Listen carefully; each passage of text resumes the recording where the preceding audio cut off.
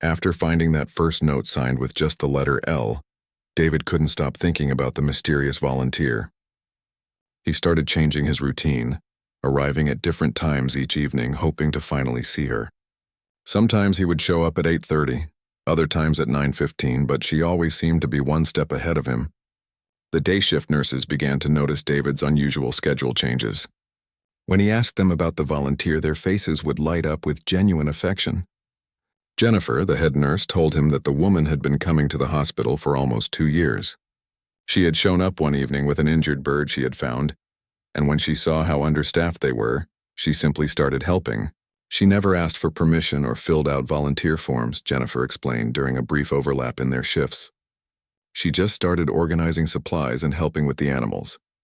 Dr. Peterson tried to get her to go through the official process, but she said she preferred to help informally. After seeing what she could do, nobody questioned it anymore. David learned that the volunteer had saved the hospital thousands of dollars by reorganizing their supply system and reducing waste. She had also personally paid for expensive medications for animals whose owners couldn't afford treatment. But what impressed the staff most was her ability to connect with traumatized animals that wouldn't trust anyone else. There was this dog last month, Jennifer continued, brought in after being hit by a car. Completely terrified, wouldn't let anyone near him. She spent 3 hours just sitting quietly beside his cage, not trying to touch him or force anything. By the end of the night, he was eating from her hand. The next morning, he let Dr. Peterson examine him without any sedation. David found himself fascinated by these stories. This woman sounded like someone who understood animals on a deeper level, someone who had the patience and wisdom that came from real experience.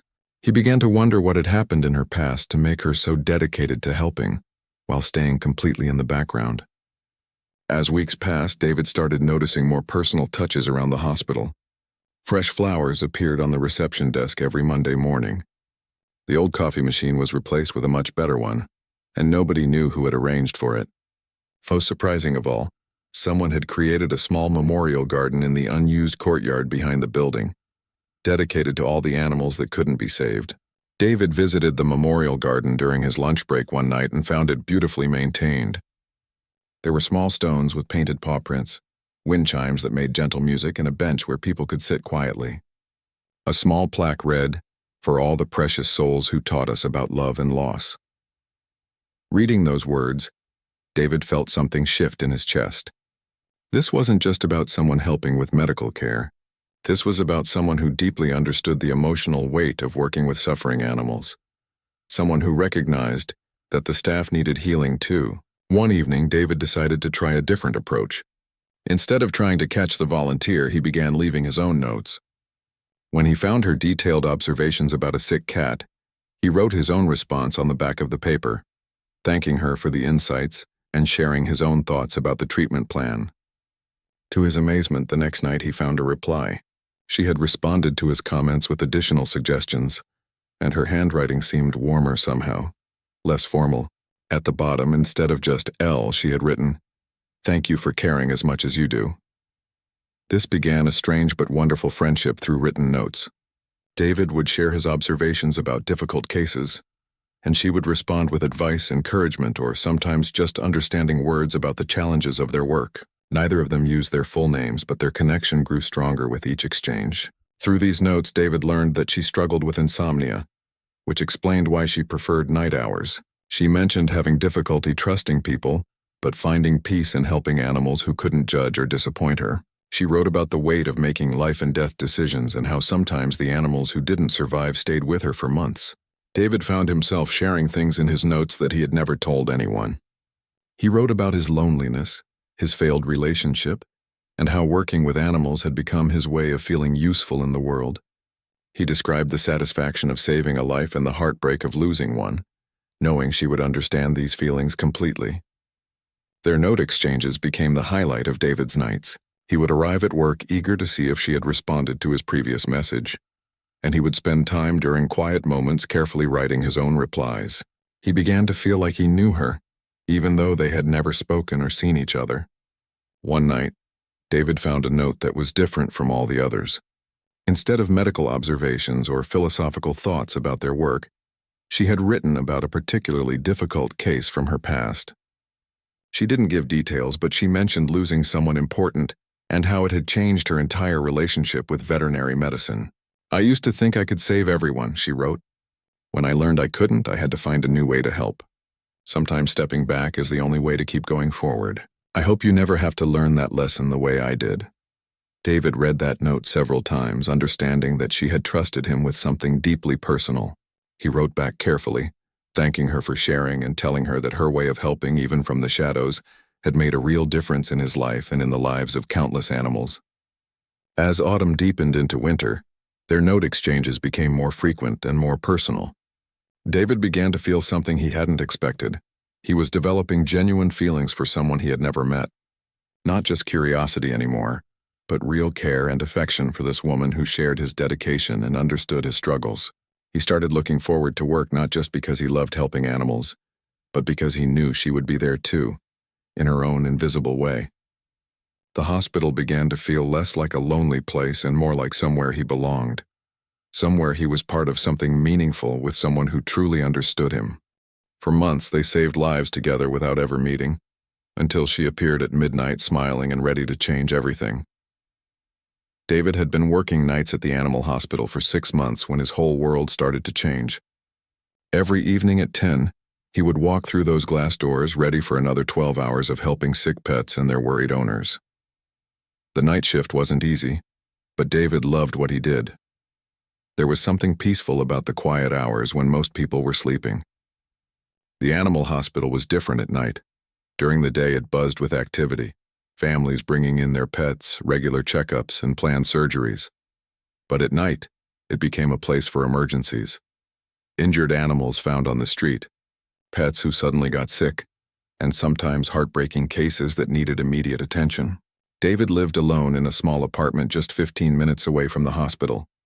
His life had become very simple and predictable. He would wake up at 8 in the evening, have his breakfast, which was really dinner for most people, and then head to work.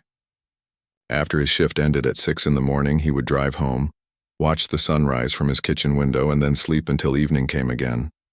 3 months ago, David had gone through a painful breakup. His girlfriend couldn't handle his strange schedule and the fact that he was never available during normal hours. She wanted someone who could take her out on Friday nights and spend weekends together. David understood, but it still hurt. Since then, he had thrown himself completely into his work, finding comfort in caring for animals who needed help. The other staff members often talked about their personal lives, but David kept to himself. He was friendly enough, but he never shared much about his feelings or his loneliness. The truth was, he felt disconnected from the normal world. While everyone else was living their lives during the day, he existed in this parallel universe of emergency medicine and quiet corridors. Dr. Johnson, the senior veterinarian who sometimes worked late, was the one who first mentioned her. It was during a particularly busy night in early autumn when they had treated 7 different emergency cases. David was cleaning up the surgery room when Dr. Johnson walked in with a cup of coffee. "You know, David, you're not the only one who cares about these animals during the night hours," Dr. Johnson said, settling into a chair. "We have this volunteer who comes in sometimes. She's remarkable, really. Helps with the animals that need extra attention, especially the ones nobody claims." David looked up from wiping down the metal tables. "A volunteer? I've never seen anyone else here during my shifts." Dr. Johnson smiled in that knowing way older people do when they have a story to tell. "That's because she's very particular about when she comes in. She doesn't like crowds or small talk, just wants to help the animals and then disappear. Been doing it for about 2 years now." "What's her background?" David asked, genuinely curious. It was rare to find someone else who understood the pull of helping animals during the lonely night hours. "She used to be in veterinary medicine herself," Dr. Johnson explained. "Had her own practice with a partner, but something happened. She never talks about it, but I get the feeling it was something devastating. Now she just volunteers, and she's incredibly good at what she does." David found himself thinking about this mysterious volunteer for the rest of his shift. Someone else who understood the calling to help animals. Someone who also preferred the quiet hours when the world felt more manageable. He wondered what had happened to make her step back from professional practice and why she chose to work alone. Over the next few weeks, David began to notice small things around the hospital that hadn't been there before. Supply cabinets that were perfectly organized when he arrived for his shift, even though he remembered them being messy the night before. Patient charts that had additional notes and observations written in handwriting he didn't recognize. The coffee machine in the break room was always clean and ready, with fresh filters already in place. At first, David thought it might be the day shift staff being extra helpful, but when he asked, they seemed just as puzzled as he was. It was Dr. Johnson who finally explained what was happening. "She comes in during the evening shift change," Dr. Johnson told him one night. "Usually between 8 and 9 when you're not here yet, but the day staff is getting ready to leave. She has keys and knows her way around better than most of our paid employees." David started arriving at work earlier, hoping to catch a glimpse of this dedicated volunteer. But every time he thought he might see her, she had already left. It became almost like a game, trying to figure out her schedule and timing. He would arrive at 9:30 instead of 10, but find evidence that she had just left. A warm coffee cup in the sink, the faint scent of perfume in the air, or the sound of a car engine starting in the parking lot just as he walked through the front doors. The more David learned about her work, the more impressed he became. She had a particular gift for handling the most difficult cases, animals that were too scared or traumatized to trust the regular staff. Somehow she could calm them down and provide the extra care they needed. There were notes in several files about animals who had made remarkable recoveries after spending time with the mysterious volunteer. David began to feel a strange connection to someone he had never met. They were both working toward the same goal, caring for animals who needed help but doing it in their own solitary ways. He started wondering what she looked like, what her voice sounded like, and what had drawn her to this work just like it had drawn him. The loneliness that had been weighing on David since his breakup began to feel different. Instead of just being alone, he felt like he was part of something bigger, even if he couldn't see it. Knowing that someone else cared as much as he did about these animals made his work feel more meaningful. He began looking forward to discovering the small signs of her presence, like finding clues in a mystery that was slowly revealing itself. One evening, David found something that changed everything. Attached to the file of a badly injured stray dog was a note written in that same careful handwriting he had seen before. The note contained detailed observations about the dog's behavior and specific suggestions for treatment that went beyond what any of the regular staff had considered. At the bottom of the note was simply the letter L. David studied that note for a long time, realizing that this woman wasn't just a volunteer helping out occasionally. She was someone with deep knowledge and genuine expertise who cared enough to spend her own time making sure every animal got the best possible care. For the first time in months, David felt truly curious about another person. He wanted to know who she was and why she had chosen this path of helping from the shadows. Winter arrived early that year, and with it came a series of almost meetings that left David both frustrated and more curious than ever. It seemed like no matter how carefully he planned or how much he changed his routine, he and the mysterious volunteer were always just missing each other. The first near miss happened on a Tuesday evening in November. David had decided to arrive at work 30 minutes early, thinking he might finally catch a glimpse of her. As he pulled into the hospital parking lot, he saw a car backing out of a space near the side entrance, the entrance that the volunteers used. The car's headlights swept across his windshield, temporarily blinding him, and by the time his vision cleared, the vehicle was already turning onto the main street. His heart raced as he hurried into the building. The supply room still smelled faintly of her perfume, something soft and floral that he was beginning to recognize. On the counter was a fresh cup of coffee still steaming, and her jacket hung on the back of a chair. David reached out to touch the fabric but stopped himself. That felt too personal, too much like crossing a line. Dr. Peterson found him standing there a few minutes later looking dazed. "You just missed her," the doctor said with a knowing smile. "She asked about you today, actually. Wanted to know if you enjoyed working the night shift or if you found it lonely." David felt his cheeks grow warm. "She asked about me? What did you tell her?" "I told her the truth, that you're dedicated, caring, and that the animals respond well to you. I also mentioned that you seem to appreciate her notes and suggestions." Dr. Peterson paused, studying David's expression. She seemed pleased to hear that. The second near miss was even more frustrating. David had started taking his dinner break at different times, hoping their schedules might overlap. One evening, he decided to eat early and was walking back from the cafeteria when he heard voices in examination room 3.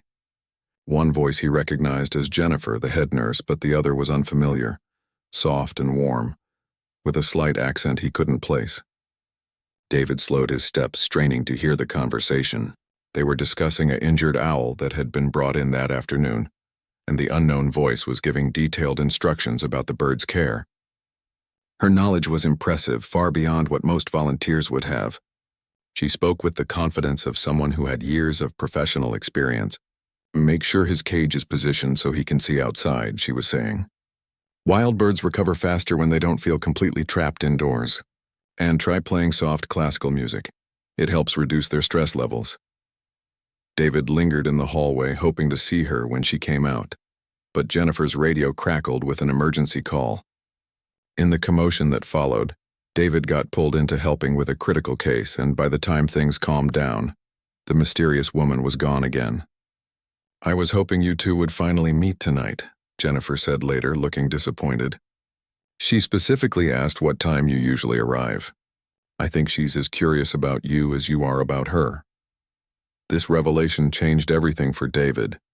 Knowing that she was actively thinking about him, maybe even timing her visits to avoid or possibly encounter him, made their strange relationship feel more real and intentional. Their note exchanges became even more meaningful, knowing that she was choosing to communicate with him this way. The third near miss happened during the first snowstorm of the season. David arrived at work to find the hospital unusually busy. Several animals had been injured in weather-related accidents, and the emergency room was full. As he was helping to triage cases, he noticed fresh tire tracks in the snow leading to the side entrance, but no car in sight. Inside, he found evidence of her recent presence everywhere. Extra blankets had been placed in all the animal cages, the heating had been adjusted to a more comfortable temperature, and someone had prepared warm towels for the injured animals. In the break room, there was a thermos of hot soup with a note.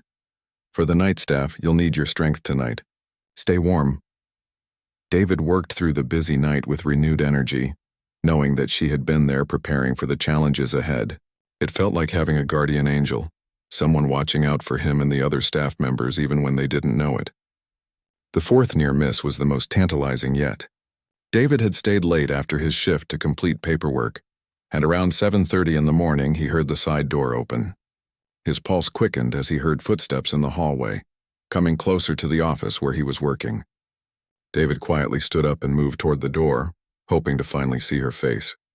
Through the frosted glass, he could make out the silhouette of a woman carrying what looked like supplies. She moved with purpose and familiarity, clearly comfortable in the hospital environment. Just as David reached for the door handle, his cell phone rang loudly. The sound startled both of them, and he heard her footsteps quickly retreat toward the exit. By the time he managed to silence his phone and open the door, she was gone, leaving behind only the faint scent of her perfume and a box of expensive medical supplies that hadn't been there before. The disappointment was crushing. David sat back down at his desk and put his head in his hands, wondering if they were destined to always miss each other. But when he looked up, he noticed a new note tucked under his computer keyboard. "I know we keep missing each other," it read. "Maybe the universe is telling us something, or maybe we're both just overthinking this. Either way, I want you to know that our friendship has become the brightest part of my week. Your notes and your dedication remind me why I fell in love with this work in the first place. Thank you for caring so deeply about these animals and for making me feel less alone in this calling." David read the note 3 times, his heart swelling with emotion. She had signed it not just with L, but with "your friend." The word "friend" felt significant, like she was acknowledging that their connection had grown beyond professional courtesy into something more personal and meaningful. That night, David wrote his longest note yet, telling her how much their friendship meant to him and how her presence, even unseen, had changed his entire experience of working at the hospital. He admitted that he looked forward to finding her notes more than anything else in his routine, and that knowing someone else understood his love for this work made him feel less isolated in the world. He ended his note with a question that had been building in his mind for weeks. "Would you be willing to meet in person sometime? I understand if you prefer to keep things as they are, but I'd love to put a face to the person who has become so important to my life. The night everything changed started like any other Thursday in December. David arrived at work at his usual time, 10 minutes before his shift began, carrying the weight of anticipation that had become constant over the past few weeks. He had left his note asking to meet in person 3 days ago, but hadn't received a response yet. Part of him wondered if he had pushed too hard, asked for too much. The hospital felt different that evening.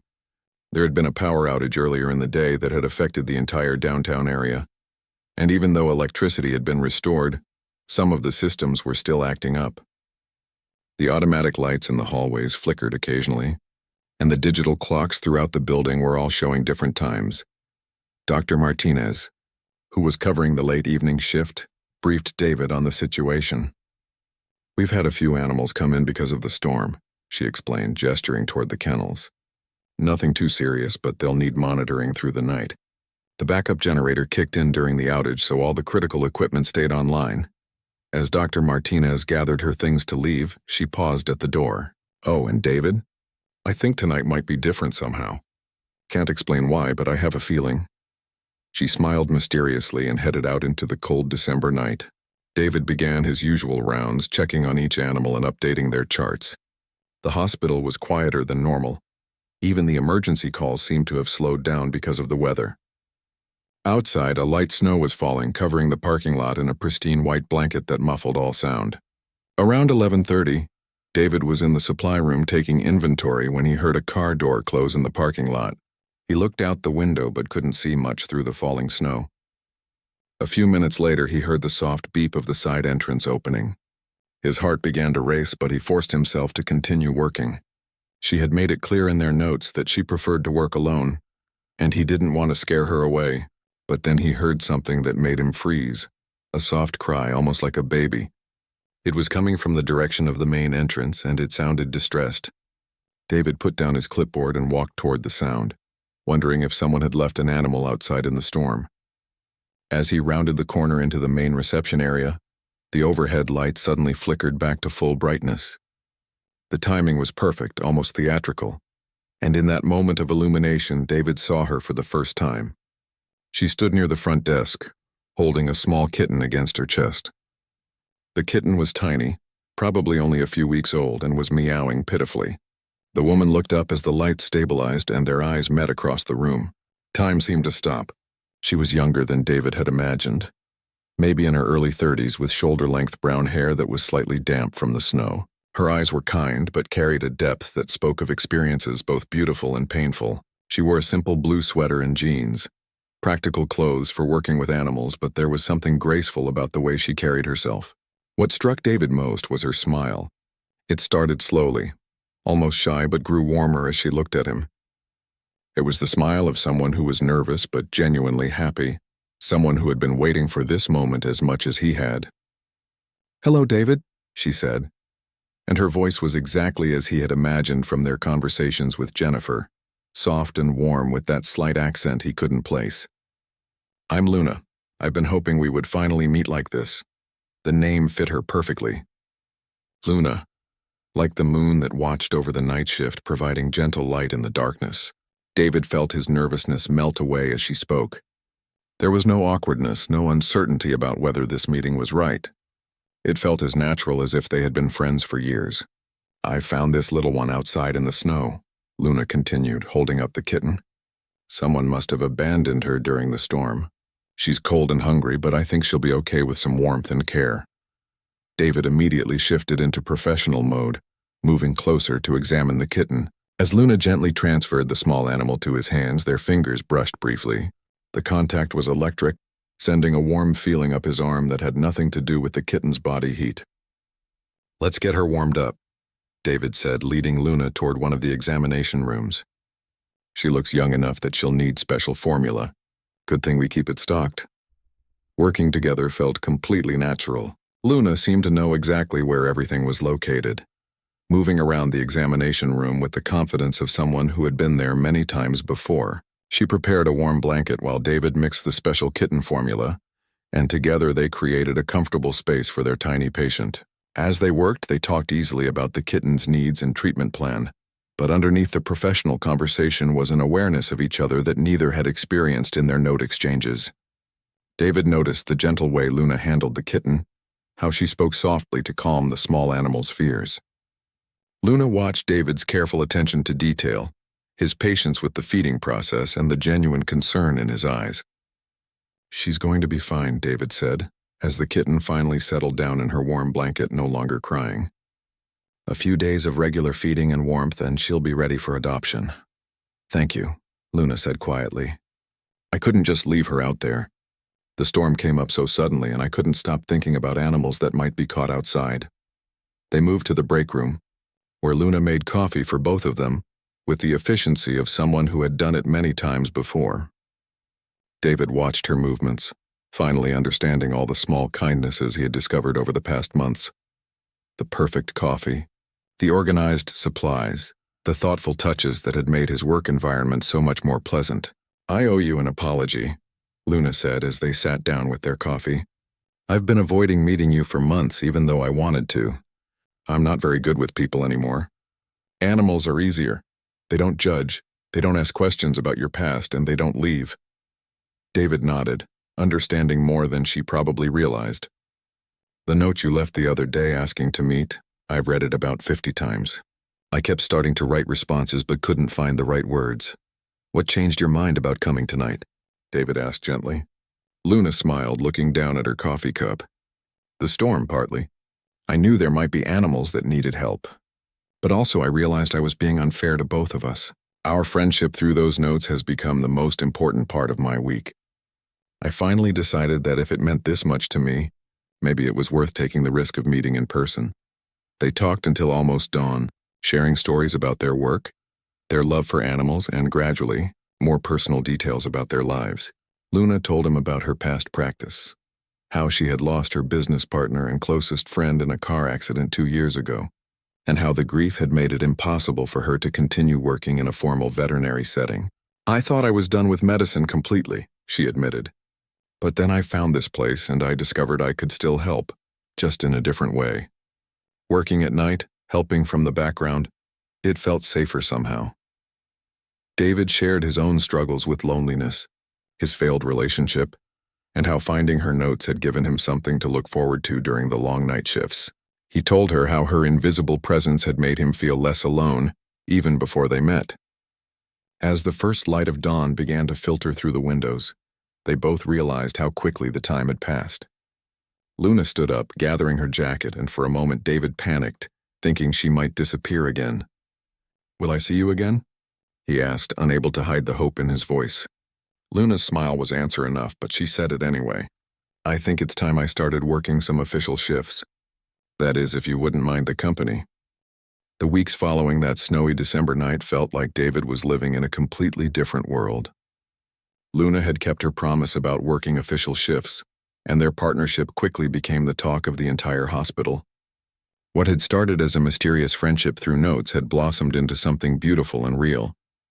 Luna began working 3 nights a week alongside David, officially joining the staff as a volunteer coordinator. Dr. Peterson was thrilled to have someone with her skills and dedication working regular hours, and the other staff members were excited to finally meet the legendary mysterious helper they had heard so much about. Their first official shift together was magical in its simplicity. They worked side by side as if they had been a team for years, anticipating each other's needs and communicating with the kind of understanding that usually took months to develop. When David reached for supplies, Luna already had them ready. When she needed assistance with a difficult animal, David was there before she even asked. "It's like watching 2 people who share the same brain," Jennifer commented one evening as she watched them care for an injured owl that had been brought in. "I've never seen such natural teamwork." The little kitten Luna had rescued that snowy night became their unofficial mascot. They named her Hope, and she recovered quickly under their joint care. David loved watching Luna bottle feed the tiny creature during their breaks, seeing the gentle patience that had made her legendary among the staff. When Hope was old enough for adoption, they both struggled to let her go, but they found her a perfect home with an elderly woman who had recently lost her own cat. As winter melted into spring, David and Luna's relationship deepened beyond their work partnership. They began spending time together outside the hospital, discovering shared interests that went far beyond their love of animals. Both were early risers after working night shifts, so they started meeting for breakfast at a small diner near the hospital before heading home to sleep. Their first real date happened naturally, without any formal planning. After a particularly challenging night saving 3 puppies who had been abandoned in a cardboard box, they were both too energized to go straight home. The sun was rising, painting the sky in shades of pink and gold, and David suggested they walk through the park near the hospital to decompress. They found a bench overlooking a small pond where ducks were swimming in the morning light. As they sat there talking about the puppies they had just saved, sharing coffee from a thermos Luna had brought, David realized this felt more like a perfect date than any fancy dinner he had ever experienced. "I never expected this," Luna said quietly, watching the ducks glide across the water. "When I started volunteering here, I thought I was done with personal connections. I believed I was meant to help from the shadows and keep my heart protected." David turned to look at her, seeing the vulnerability in her expression. "What changed?" "You did," she said simply. "Your notes, your dedication, the way you care about every single animal that comes through those doors. You reminded me that isolation isn't the same thing as safety, and that sharing your purpose with someone else makes it stronger, not weaker." Their relationship grew organically over the following months. They developed routines that worked around their unusual schedules, creating a life that embraced their shared love of night work and quiet hours. They moved in together in a small house with a large backyard, perfect for the foster animals they began taking in regularly. The house became a sanctuary for animals who needed extra care or time to recover, before finding permanent homes. At any given time, they might have 2 or 3 cats recovering from surgery, a dog learning to trust humans again, or baby birds that needed round-the-clock feeding. Their neighbors grew accustomed to seeing David and Luna leaving for work at 10 at night and returning at sunrise, often carrying carriers with new rescue animals. Luna slowly began to heal from the grief that had driven her away from formal veterinary practice. Working with David gave her confidence to start taking on more complex cases again, and she began considering returning to school to complete her veterinary degree. David encouraged her dreams while pursuing his own goal of becoming a certified veterinary technician. The hospital staff watched their partnership with genuine happiness. It was clear to everyone that David and Luna brought out the best in each other, both professionally and personally. Their success rate with difficult cases was remarkable, partly because they were both skilled, but mostly because they worked together with such trust and understanding. 1 year after their midnight meeting, David planned a special surprise. He arranged with Dr. Peterson to have the evening of December 15th free from emergency calls, and he decorated the same examination room where they had first worked together to save Little Hope. He filled it with soft lights, flowers from Luna's favorite garden center, and photos of all the animals they had saved together over the past year. When Luna arrived for their shift that night, David led her to the room with his heart pounding. She stopped in the doorway, taking in the romantic scene with wonder and growing emotion. "David, what is all this?" she asked, though her smile suggested she was beginning to understand. "This is where our real partnership began," he said, taking her hands in his. "This is where I first saw your beautiful face and knew that my life was about to change completely. I want to ask you something important in the place where we first saved a life together." David got down on one knee, pulling out a simple but elegant ring. "Luna, you appeared at midnight and changed everything for me. You taught me that love can grow in the quiet hours, in shared purpose, in understanding each other's hearts even before we see each other's faces. Will you marry me?" Luna's tears reflected the soft lights as she said yes, and they held each other in that small room where their love story had truly begun. Outside, snow was beginning to fall again, just like it had on that first magical night. They married 6 months later in a small ceremony at sunrise, surrounded by their colleagues from the hospital and several of the animals they had saved and found homes for. Hope, now a grown cat, wore a small flower collar and served as their unofficial ring bearer. The wedding was held in the memorial garden Luna had created behind the hospital, among the wind chimes and painted stones that honored all the animals they couldn't save. It felt perfect to begin their marriage in a place that represented both loss and hope, endings and new beginnings. As they exchanged vows in the early morning light, David reflected on how their love had grown slowly and steadily, built on shared values, mutual respect, and the kind of deep understanding that comes from working toward the same goals. They had found each other not through chance or dramatic circumstances, but through dedication, patience, and the willingness to believe that connection was possible even in solitude. Their story became something of a legend at the hospital. New staff members would hear about the night shift couple who met through anonymous notes and fell in love while saving animals. It gave hope to other lonely workers that love could be found in unexpected places, in quiet moments, between people who understood the value of service and compassion. Years later, David and Luna would still work the night shift together, still save animals who needed their help, and still treasure the quiet hours when the world belonged to them and the creatures who depended on their care. They had built a life around their shared calling, proving that the strongest relationships grow from understanding each other's purpose and choosing to walk that path together.